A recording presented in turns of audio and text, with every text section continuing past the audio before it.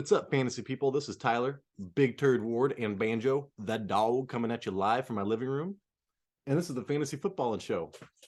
Today's episode, Week 17, last second fantasy factoids. I almost forgot what we were doing.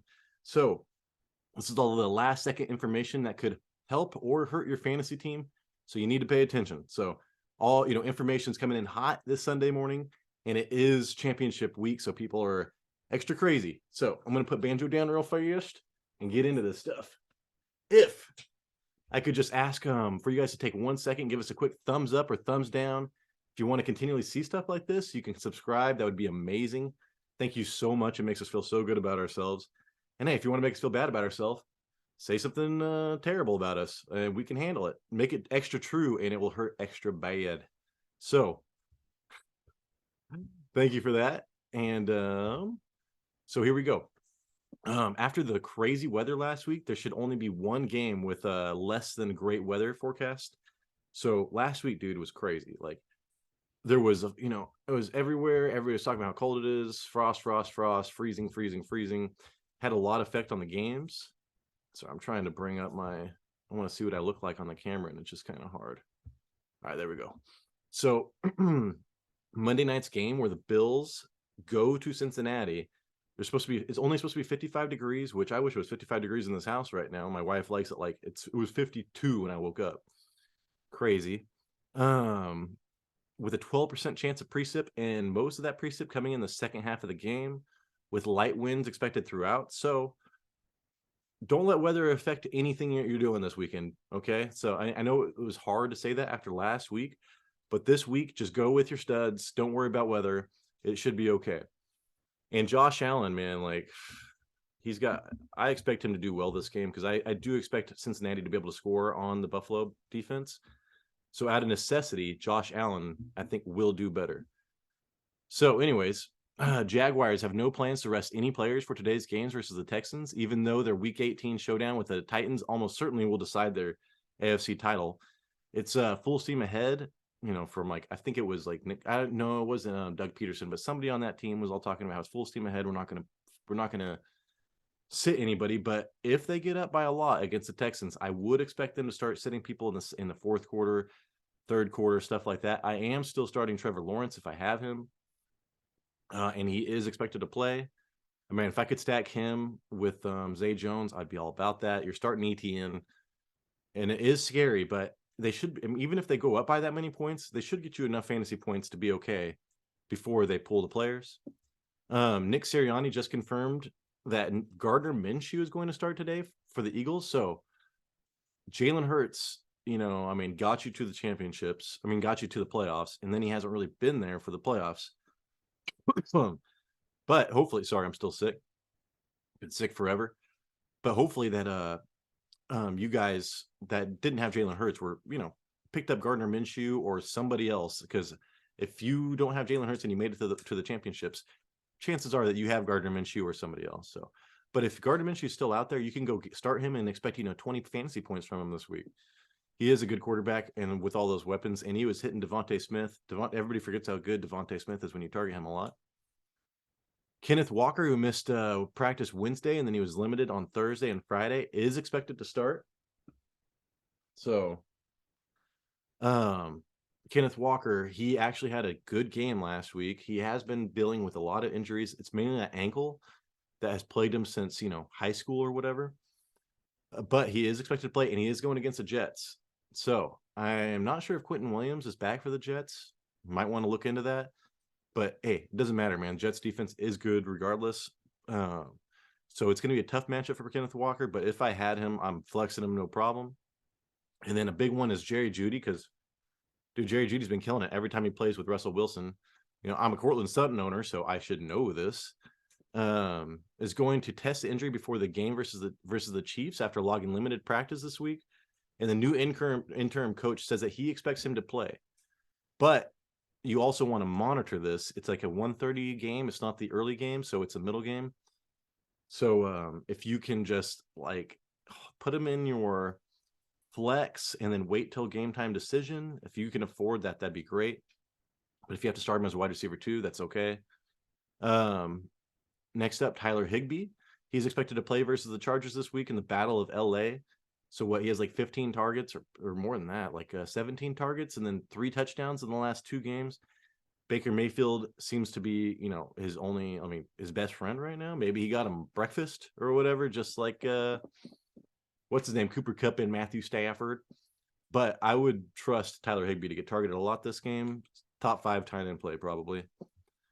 And then wide receiver Chase Claypool. If you have a Justin Fields and you actually made it to the championships, because he has fallen off a cliff lately ever since he got injured. But he's still doing pretty good stuff on the ground. But Chase Claypool is expected to play, so you want him to have all of his weapons if you're playing him today in the championship, and that is good news. Even though he really doesn't target him that much, but hey, Chase Claypool probably get like 50 yards and a chance for a long touchdown. A big development for the Saints. So Marshon Lattimore has been out since October 9th because of his abdominum injury. He is expected to play today. So that is amazing for the Saints defense. Saints defense is so much better when he plays. That is a big deal. And then wide receiver Chris Olave, hamstring, is also expected to go. And one thing, man, I want to really dive into what's going on with Chris Olave, because he was, went from the most promising wide receiver. I know it has a lot to that with Jameson Winston, but man, you watch those games with Andy Dalton in the beginning, and he was getting targeted all the time too. But man, like it's almost Rashid Shaheed guy has been getting more targets than the other rookie has been getting more targets than Olave. So we need to figure out what's going on there, because he was a target for next year. If you have Olave, I probably wouldn't feel too comfortable starting him, but I would still start him. Lockett is expected to play versus the Jets just 13 days after breaking bone in hand.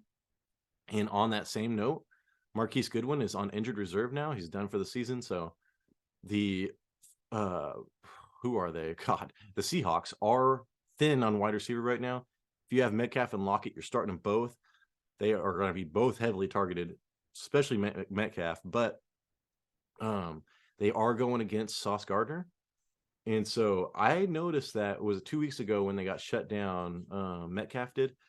They played super physical on Metcalf. And then I watched last week, dude, the corners were just like, they were getting penalized because they were being so physical. So the book is out on Metcalf as far as just being super physical. But I am interested to see what Sauce Gardner is going to do. I would imagine Sauce Gardner is going to just cover one side of the field, like a Richard Sherman type of thing. And Metcalf does go back and forth. So it's probably going to be a little bit of both there. But it is scary starting those, but you do want to start both. The Seahawks are very thin there, and Mike White should be starting, so hopefully there's some points to catch up to. The Patriots expect running back Rhamondre Stevenson and tight end Hunter Henry, both listed as questionable on the injury report, to be okay to play against the Dolphins. So that's big for dude. I mean, Rhamondre Stevenson has gotten people to the playoffs and to the championship. So if you have Rhamondre Stevenson, that's huge for you, because he's probably your running back number 2, maybe even running back 1. And I should have traded Dameon Pierce for him a long time ago when I had the chance. But man, Dameon Pierce at that time was killing it. But you got to look to the future sometimes and realize that some teams just don't have it. But I have an emotional attachment to Dameon Pierce. That's just the way it is. The stuff that comes out of his mouth, it's like the stuff I'd want to say if I was a football player. How are your legs so strong? You can't teach an ox to pull a wagon. It's like, yeah, dude, that's awesome. So yeah, huge game against the Dolphins. And they will have their 2 most important players for Mac Jones, because Mac Jones only throws to like Hunter Henry and Rhamondre Stevenson, so that's big. And then Joey Bosa is back, expected to play against the Rams today. So like I said, the Battle of LA, and they get their Bosa back. So in the beginning of the year, the Chargers defense was super elite with Bosa and Mac and Derwin James, and then Asante Samuel Jr. on the outside. But typical Chargers, man, they have been injured. So maybe they'll start pulling back together, because the Chargers are making the playoffs, I think. And they are a dangerous team, even though like they have been underperforming all year. But hey, it's Justin Herbert, and he can turn it on, and the defense can turn it on, and they can make a run. DeAndre Hopkins out today. Arizona is currently listing D-Hop as questionable with a knee, but I'm told that I'm the person. I wrote this down. but a person was told he won't make the trip to Atlanta. David Blau will start at QB with Colt McCoy and concussion protocol. So, dude, DeAndre Hopkins was like the stash of the year, right? For like the first month that he came back, and now he's just been god awful. So if you have DeAndre Hopkins and you've been starting him, you probably didn't make you probably are not in the championships. But I do think it's interesting that the backup is starting and DeAndre Hopkins is not going to even play. So Rondell Moore, that athletic tight end, I can't remember what his name is, Trace maybe McBride or something. He was on my waiver show a couple times. I would expect them to actually do pretty well. But yeah, dude, it's just not going to be a good game for them. If I was in the championship, I would not want to start any Arizona Cardinals. Bengals tight end. This is somebody who I wouldn't mind starting in the championships if I had him, or if I didn't have a tight end that I trust. Bengals is tight end Hayden Hurst, who has missed time due to his calf injury, is off of Cincinnati's injury report and good to go Monday night versus the Bills. So the Bills have a good pass rush, and I could see Hayden Hurst catching a touchdown, like 50 yards and a touchdown for Hayden Hurst. I would have no problem calling that out. I think that's like a 50% chance. And then Tyler Allgeier, I thought this was interesting, is currently the betting favorite for, Vegas and everything, all prop bets today, to lead the league in rushing yards this weekend. So Tyler Allgeier has been doing, getting like almost 20 carries a week. Atlanta is just running the hell out of the ball. And right now he is expected to lead the league in rushing for 1 week. So he was on my waiver wire show for like the last 17 weeks. Like literally. I couldn't ever understand why he never got over like 35% ownership. I mean, in our 10-man league, he was scooped up a long time ago. So if he is there, dude, like you could literally start Tyler Allgeier in your championship week this week, which is pretty crazy. So that is it for all the information I have right now. I am going to go, and hopefully if you guys bear with me, I will that's me typing comments underneath as far as breaking news breaks and all that kind of stuff. Thank you so much for making it to the end, and hey man, thank you, good luck with your championship. And if you actually watch this show, thank you so much. You made it to the championship and you watched this show. That's quite the feat. JK LOL.